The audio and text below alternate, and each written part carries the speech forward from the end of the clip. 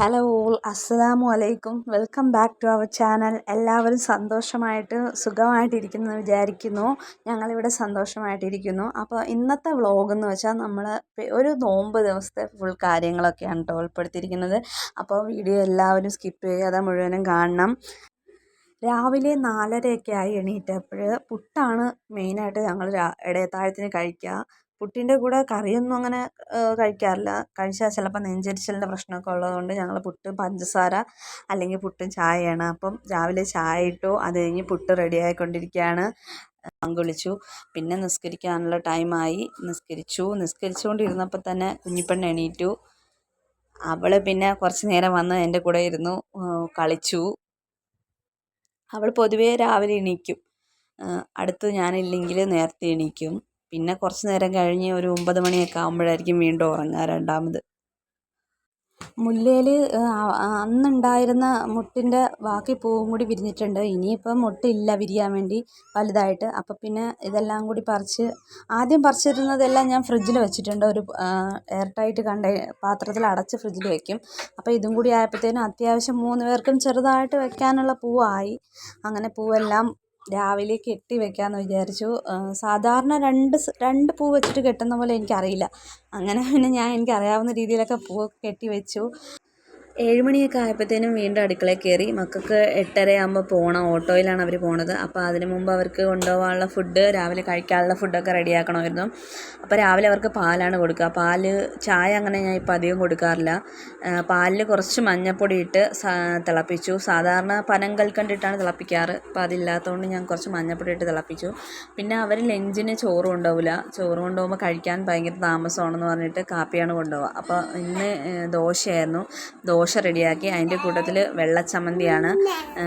ചമ്മന്തിക്ക് ഞാൻ തേങ്ങ, ഒരു പിടി ചുമന്നുള്ളി, ഒരു ചെറിയ കഷ്ണം ഇഞ്ചി, കുറച്ച് കുരുമുളക് പൊടി, കറിവേപ്പില, പിന്നെ ഇവിടെ കുറച്ച് അണ്ടിപ്പരിപ്പ് ഇരുന്നതുകൊണ്ട് കുറച്ച് അണ്ടിപ്പരിപ്പും കൂടി ചേർന്നാണ് തേങ്ങ അരച്ചത്. അത് കഴിഞ്ഞിട്ട് നമ്മൾ സാധാരണ പോലെ കടുക് പൊട്ടിച്ച് അതിനകത്തോട്ട് ഈ തേങ്ങ അരച്ചത് ഒഴിച്ച് നന്നായിട്ട് ചൂടാകുമ്പോൾ ഇറക്കുക. ഇത്രയേ ഉള്ളൂ. ചമ്മന്തി റെഡി. പിന്നെ അതിനുശേഷം അവരുടെ കുട്ടിയൊക്കെ പാക്ക് ചെയ്തു. അവരെ വിളിച്ചെഴുന്നേൽപ്പിച്ച് റെഡിയാക്കി സ്കൂളിൽ പോകാൻ വേണ്ടി റെഡിയായി നിൽക്കുകയാണ്. അപ്പം വണ്ടി വന്നു. അപ്പോൾ പോകാൻ വേണ്ടി ഇറങ്ങിയപ്പം പൂ കാണിച്ചു തരികയാണ്. തിരിഞ്ഞ് കാണിക്കാൻ പറഞ്ഞപ്പോൾ കാണിച്ച്. അങ്ങനെ 2 പേർക്കും അത്യാവശ്യം കുറച്ച് വയ്ക്കാവുന്ന പൂ ഉണ്ടായിരുന്നു. അങ്ങനെ അവർ രണ്ടാളും സ്കൂളിൽ പോയി. അത് കഴിഞ്ഞിട്ട് പിന്നെ എനിക്ക് കുറച്ച് ബാങ്ക് വരെ ഒന്ന് പോകാനുണ്ടായിരുന്നു. അപ്പോൾ പിന്നെ അതിന് റെഡി ആവണമായിരുന്നു. അങ്ങനെ കുഞ്ഞിപ്പെണ്ണിനെ കുളിപ്പിച്ചു, റെഡിയാക്കി. അവളുടെ മുടിയൊക്കെ ഇന്ന് ആദ്യമായിട്ട് മോഡലൊക്കെ ആയിട്ട് കിട്ടിയിട്ടുണ്ട്. എന്താണെന്നറിയില്ല, ഇന്ന് മിണ്ടാതിരുന്നതെന്ന് കെട്ടാൻ വേണ്ടി. അങ്ങനെ ആ കുഞ്ഞിപ്പെണ്ണും പൂവൊക്കെ വെച്ചിട്ടുണ്ട്. പക്ഷെ പോകാൻ സമയമായപ്പോൾ പൂവെല്ലാം പിച്ചി പറിച്ച് കളഞ്ഞു. മുടിയെല്ലാം അഴിച്ചു. സാധാ പോലെയാണ് പോയത്. വെറുതെ കെട്ടിയെന്നേ ഉള്ളൂ. അങ്ങനെ പിന്നെ റെഡിയായി ബാങ്കിൽ പോയിട്ട് വന്നു. അത് കഴിഞ്ഞ് പിന്നെ നിസ്കരിച്ചു. കുറച്ച് വീട്ടിലെ ജോലികളൊക്കെ ചെയ്യാനുണ്ടായിരുന്നു. നമ്മൾ സാധാ ചെയ്യൂലേ, വീട്ടിനകം തൂത്തു, പാത്രം കഴുകി, തുണി കഴുകി, അങ്ങനെ കുറച്ച് പണികളൊക്കെ ഉണ്ടായിരുന്നു. അതിനുശേഷം പിന്നെ വൈകുന്നേരം ഒരു 3 മണിയോടെയാണ് വൈകുന്നേരം അടുക്കളയിൽ കയറിയത്. നോമ്പ് തുറക്കുന്നതിനുള്ള വിഭവങ്ങളൊക്കെ റെഡിയാക്കാൻ വേണ്ടിയിട്ട്. കുഞ്ഞിപ്പെണ്ണിനെ ഉറക്കി കിടത്തിയിട്ടാണ് അടുക്കളയിലോട്ട് കയറിയത്. ഇന്ന് സ്പെഷ്യലായിട്ട് പത്തിരി, ചിക്കൻ കുറുമ, പിന്നെ കട്ട്ലേറ്റ് കടയിൽ നിന്ന് വാങ്ങിക്കുമ്പോൾ മക്കൾക്ക് കഴിക്കാൻ പറ്റുന്നില്ല, ഭയങ്കര എരിവ്. അതുകൊണ്ട് വീട്ടിൽ തന്നെ ഉണ്ടാക്കാമെന്ന് വിചാരിച്ചു. അപ്പോൾ ഇന്നത്തെ റെസിപ്പി ഇവിടെ തുടങ്ങിയാണ്. കുറുമ റെഡിയാക്കാൻ വേണ്ടി ഒരു കുക്കർ എടുക്കുക. ആവശ്യത്തിന് നമുക്ക് എത്രയാണോ വേണ്ടത് അതിനനുസരിച്ച് ചിക്കൻ ചേർക്കുക.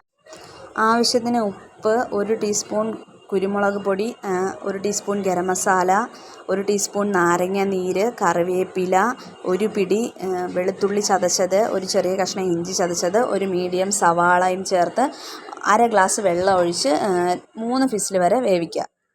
അതിനുശേഷം ഒരു ചട്ടി, അടി കട്ടിയുള്ളൊരു പാത്രം അടുപ്പത്ത് വയ്ക്കുക. അതിനകത്തോട്ട് ആവശ്യത്തിന് എണ്ണ ഒഴിക്കുക. അതിലേക്ക് ഒരു 4 ഗ്രാമ്പൂ, 4 കഷ്ണം പട്ട, കുറച്ച് ഏലക്കയുടെ അരി ചേർക്കുക.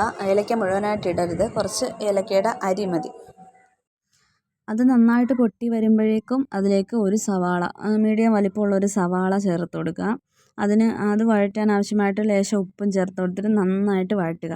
സവാള എത്രത്തോളം നല്ല ബ്രൗണിഷ് കളറാവുന്നോ അത്രത്തോളം കറിക്ക് ടേസ്റ്റ് ആയിരിക്കും. സാധാരണ നമ്മൾ ചിക്കൻ കറി വയ്ക്കുമ്പോഴും സവാള നന്നായിട്ട് വഴന്നാലാണ് ചിക്കൻ കറിക്ക് നല്ല ടേസ്റ്റ് ഉണ്ടാകുന്നത്. അപ്പോൾ സവാള ചേർത്ത് കൊടുക്കുക. സവാള നന്നായിട്ട് വഴന്ന് കഴിയുമ്പം ബാക്കി നമ്മൾ 3 ഫിസിലടിച്ച് റെഡിയായിട്ട് വെച്ചിരിക്കുന്ന ചിക്കൻ ഉണ്ടല്ലോ അത് ചേർത്ത് കൊടുക്കുക. സവാള റെഡിയാവുന്ന സമയത്തിനിടയ്ക്ക് നമുക്ക് ഒരു ചെറിയ മുറി ഒരു അരമുറി തേങ്ങ എടുക്കുക. അതിന് 1-ാം പാലും 2-ാം പാലും എടുക്കണം. 1-ാം പാലെന്ന് വെച്ചാൽ ജസ്റ്റ് ഒരു 2-3 സ്പൂണ് വെള്ളം ചേർത്തിട്ട് പിഴിഞ്ഞെടുക്കുന്ന പാലും, 2-ാം പാലെന്ന് വെച്ചാൽ ഒരു അര ഗ്ലാസ് വെള്ളം വീണ്ടും അതിലോട്ട് ചേർത്തിട്ട് ഒന്നും കൂടി മിക്സിയിൽ അടിച്ചിട്ട് പിഴിഞ്ഞെടുക്കുന്ന പാലുമാണ്. അപ്പം നമ്മൾ പാൽ രണ്ടും സെപ്പറേറ്റ് ചെയ്ത് മാറ്റി വയ്ക്കുക. അതിനുശേഷം നല്ലപോലെ സവാള വഴന്ന് കഴിയുമ്പോഴത്തേനും നമ്മൾ റെഡിയാക്കി വെച്ചിരിക്കുന്ന ചിക്കൻ ചേർത്ത് കൊടുക്കുക. അതിൻ്റെ കൂട്ടത്തിൽ ഒരു 2 ഉരുളക്കിഴങ്ങ് നമ്മൾ എത്ര ഇഷ്ടമാണെങ്കിൽ കൂടുതൽ ചേർക്കാം, അല്ലെങ്കിൽ കുറച്ച്. ഞാനിവിടെ ഒരു 2 മീഡിയം ഉരുളക്കിഴങ്ങ് നന്നായിട്ട് വേവിച്ച് ഉടച്ചെടുത്തത് അതിൻ്റെ കൂട്ടത്തിൽ ചേർത്ത് കൊടുക്കണം. ശേഷം നമ്മൾ റെഡിയാക്കി വെച്ചിരിക്കുന്ന 2-ാം പാൽ ഒഴിച്ചു കൊടുക്കണം. എന്നിട്ട് അത് നന്നായിട്ട് തിളയ്ക്കാൻ വേണ്ടി വെയിറ്റ് ചെയ്യുക. കറി നന്നായിട്ട് തിളച്ച് വരുന്ന ടൈമിൽ ക്യാരറ്റ് ചേർത്ത് കൊടുക്കുക. പച്ച ക്യാരറ്റ് ചെറിയ ചെറിയ കഷ്ണങ്ങളായിട്ട് അരിഞ്ഞു കൊടുത്താൽ കുഴപ്പമില്ല. ഞാൻ പിന്നെ ഉരുളക്കിഴങ്ങിൻ്റെ കൂട്ടത്തിൽ വേവിച്ചപ്പം അതും കൂടി ക്യാരറ്റും കൂടി ചേർത്ത് വേവിച്ചു. അത് ചെറിയ കഷ്ണങ്ങളായിട്ട് അരിഞ്ഞതിട്ട് കൊടുക്കണം. അതിനുശേഷം നന്നായിട്ട് തിളയ്ക്കുക. നമുക്ക് കറിയുടെ ഒരു കൺസിസ്റ്റൻസി നമ്മുടെ ആവശ്യത്തിനനുസരിച്ച്, കട്ടിയാണെങ്കിൽ കുറച്ചും കൂടി കട്ടിയാകുന്നവരെ വെയിറ്റ് ചെയ്യുക. നമ്മുടെ ആവശ്യത്തിനുള്ള കട്ടിയാകുമ്പോഴത്തേനും 1-ാം പാൽ ഒഴിക്കുക. അതിനുശേഷം ഒന്ന് ചൂടായി വരുമ്പോഴത്തേനും തീ ഓഫ് ചെയ്യുക. അതിനുശേഷം നമുക്ക് ആവശ്യത്തിനുള്ള കുരുമുളക് പൊടിയും ജസ്റ്റ് ഒന്ന് വിതറി കൊടുക്കുക. അപ്പോൾ നമ്മുടെ കറി റെഡി ആയിട്ടുണ്ട്. ചിക്കൻ കുറുമയുടെ കൂടെ കഴിക്കാൻ വേണ്ടി പത്തിരി റെഡി ആയിക്കൊണ്ടിരിക്കുകയാണ്. പത്തിരി ചുട്ടുന്നു. അതിൻ്റെ താഴെ പരത്തി വെച്ചിട്ടുണ്ട്. പരത്തി വെച്ചത് ഓരോന്നോരോന്നായിട്ട് പെട്ടെന്ന് ചുട്ടെടുത്തു. അത് കഴിഞ്ഞ് പിന്നെ ഉള്ളത് കട്ട്ലറ്റാണ്. കട്ട്ലറ്റ് റെഡിയാക്കാൻ വേണ്ടി ആദ്യം ഒരു പാൻ അടുപ്പത്ത് വയ്ക്കുക. ആവശ്യത്തിന് എണ്ണ ഒഴിക്കുക.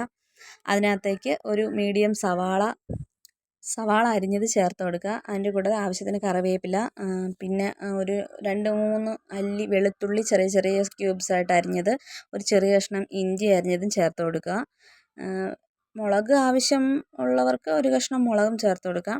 അത് നന്നായിട്ട് വഴറ്റിയെടുക്കുക. നന്നായിട്ട് വഴന്ന് കഴിയുമ്പോഴത്തേനും ഇനി നമുക്ക് ചേർക്കാനുള്ളത് ചിക്കൻ നന്നായിട്ട് മിക്സിയുടെ ജാറിലിട്ട് പൊടിച്ചതാണ്.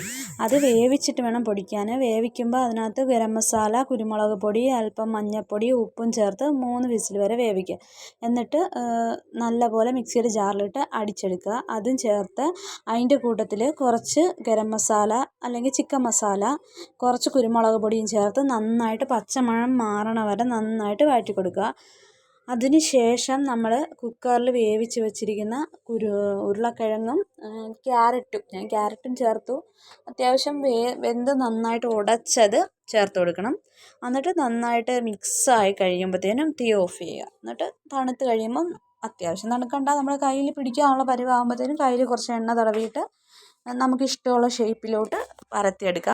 ഒരുപാട് കട്ടിയായി പോവാതിരിക്കാൻ ശ്രദ്ധിക്കണം. എങ്കിൽ നമ്മൾ ഫ്രൈ ചെയ്തെടുക്കുമ്പോൾ അതിൻ്റെ ഉള്ളിൽ വേവില്ല. നമ്മൾ ബ്രെഡിൽ മുക്കി പൊരിക്കുമ്പോഴത്തേനും അതിൻ്റെ പുറം പെട്ടെന്ന് കരിയും, പക്ഷേ ഉള്ളിൽ വേവില്ല. അതുകൊണ്ട് ഒരു മീഡിയം കനത്തിൽ വേണം ചെയ്യാൻ വേണ്ടിയിട്ട്. പിന്നെ നമ്മൾ ഒരു 2 മുട്ടയെടുത്ത് കുറച്ച് കുരുമുളക് പൊടി ഇട്ട് നന്നായിട്ട് ബീറ്റ് ചെയ്ത് വയ്ക്കുക. ബ്രെഡ് ക്രബ്സ് ആക്കിയിട്ട് റെഡിയാക്കി വയ്ക്കുക. ആദ്യം മുട്ടയിൽ മുക്കുക. ബാക്കിയൊക്കെ നമ്മൾ സാധാരണ ചെയ്യും പോലെ തന്നെയാണ്. മുട്ടയിൽ മുക്കുക, ബ്രെഡ് ക്രബ്സ് നന്നായിട്ട് പുറത്താക്കി കൊടുക്കുക. എന്നിട്ട് എണ്ണയിലിട്ട് പൊരിച്ചെടുക്കുക. അപ്പോൾ നമ്മൾ കട്ട്ലേറ്റും ഇങ്ങനെ റെഡി ആയിരിക്കുകയാണ്. അത് കഴിഞ്ഞ് പിന്നെ നോമ്പ് തുറക്കാനുള്ള സമയം വെയിറ്റ് ചെയ്തിരിക്കുകയാണ്. കുറച്ച് സമയം കൂടി ബാക്കിയുണ്ടായിരുന്നു. പിന്നീട് തണ്ണിമത്തൻ കൊണ്ടൊരു ചെറിയ മിൽക്ക് ഷേക്ക്, അത് കഴിഞ്ഞിട്ട് നാരങ്ങ വെള്ളം ഒക്കെ റെഡിയാക്കി. തണ്ണിമത്തൻ ചെറിയ കഷ്ണങ്ങളായിട്ട് അരിഞ്ഞ് വെച്ചിട്ടുണ്ടായിരുന്നു. അങ്ങനെ പിന്നെ നോമ്പ് തുറക്കാനുള്ള ടേബിൾ സെറ്റ് ചെയ്ത്, ഫസ്റ്റ് പാത്രത്തിൽ റെഡ് കളറിൽ കണ്ടത് വെള്ളമാണ് കേട്ടോ. ഞങ്ങൾ നോമ്പ് തുറന്നു കഴിഞ്ഞ് ഈത്തപ്പഴം കഴിച്ച് കഴിഞ്ഞ ഉടനെ നമ്മൾ ചൂടുവെള്ളം തണുപ്പിച്ചതാണ് കുടിക്കാറ്. തണുത്ത വെള്ളമൊന്നും പെട്ടെന്ന് അങ്ങനെ നമ്മൾ ഇത്രയും നേരം കഴിക്കാതിരുന്നിട്ട് വെള്ളം കുടിക്കുമ്പോഴത്തേനും നമ്മുടെ ബോഡി അത് അഫക്റ്റ് ചെയ്യും. അതുകൊണ്ട് ചൂടുവെള്ളം തണുപ്പിച്ചായിരിക്കും ആദ്യം കുടിക്കുന്നത്. അതിന് ശേഷമാണ് ബാക്കി തണുത്ത വെള്ളം ഒക്കെ കുടിക്കുന്നത്. അപ്പം ഫസ്റ്റ് ടൈമായിട്ട് ഞാൻ കട്ട്ലറ്റ് ഉണ്ടാക്കിയതുകൊണ്ട് മക്കൾക്കൊക്കെ നല്ല ഇഷ്ടപ്പെട്ടിട്ടുണ്ട്. അവർ ആസ്വദിച്ചിരുന്ന് കഴിക്കണം. നോമ്പ് തുറക്കണവരെയൊന്നും അവർ വെയിറ്റ് ചെയ്തില്ല, അവർക്കൊന്നും നോമ്പില്ലായിരുന്നല്ലോ. അപ്പോൾ വീഡിയോ ഇത്രയേ ഉള്ളൂ. ഇന്നത്തെ വീഡിയോ എല്ലാവർക്കും ഇഷ്ടപ്പെട്ടെന്ന് വിചാരിക്കുന്നു. വീഡിയോ ഇഷ്ടപ്പെട്ടാൽ ലൈക്ക് ചെയ്യുക, കമൻറ്റ് ചെയ്യുക, സബ്സ്ക്രൈബ് ചെയ്യുക. അപ്പോൾ താങ്ക്സ് ഫോർ വാച്ചിങ്.